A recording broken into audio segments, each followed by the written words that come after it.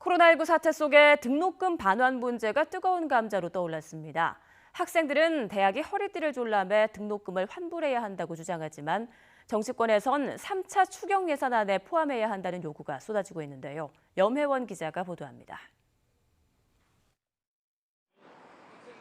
코로나 사태로 인해 같은 등록금을 내고도 현저히 낮은 수준의 교육을 받았다는 대학생들의 울분은 등록금 반환 요청으로 이어지고 있습니다.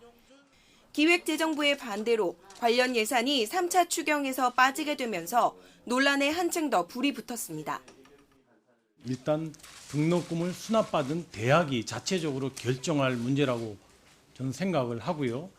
많은 대학들이 그와 같은 결정을 안 한 상황에서 정부가 지원 대책을 마련하겠다 이렇게 언급하는 것은 지금 그에 대한 대책을 강구하는 것은 저는 적절하지 않다고 생각이 됩니다. 하지만 정부를 향한 정치권의 압박은 계속되고 있습니다. 당장 더불어민주당도 등록금 반환에 필요한 예산을 편성해야 한다고 주장합니다. 교직자들이 노력에도 불구하고 대체로 대면 수업에 비해서 학생들이 만족도가 낮은 경우가 많습니다. 이런 면에서 대학 당국에 대해 등록금 반환을 요구하는 학생들의 심정을 충분히 이해를 해야 합니다.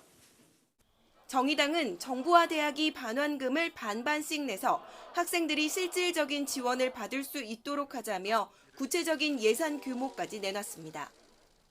정부와 학교가 50%씩 반분하고 정부가 9천억 정도의 예산을 편성해서 국공립대 84만 원, 그리고 사립대 112만 원, 그리고 전문대 87만 원 정도의 반환금을 마련하자.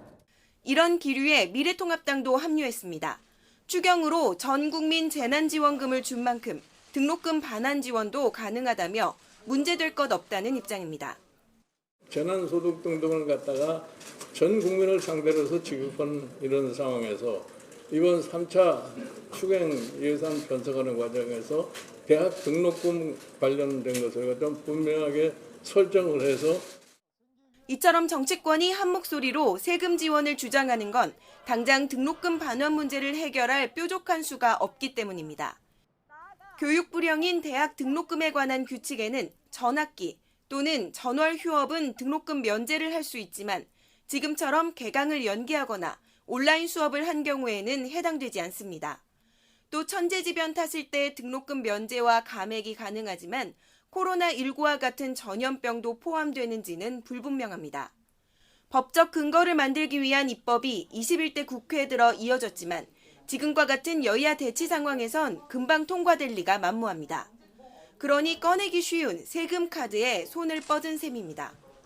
여기에 민주당은 견고하지 못한 청년 지지층이 고민이고 통합당은 중도를 나눌 구심점으로 청년을 택한 정치적인 이유도 작용했습니다.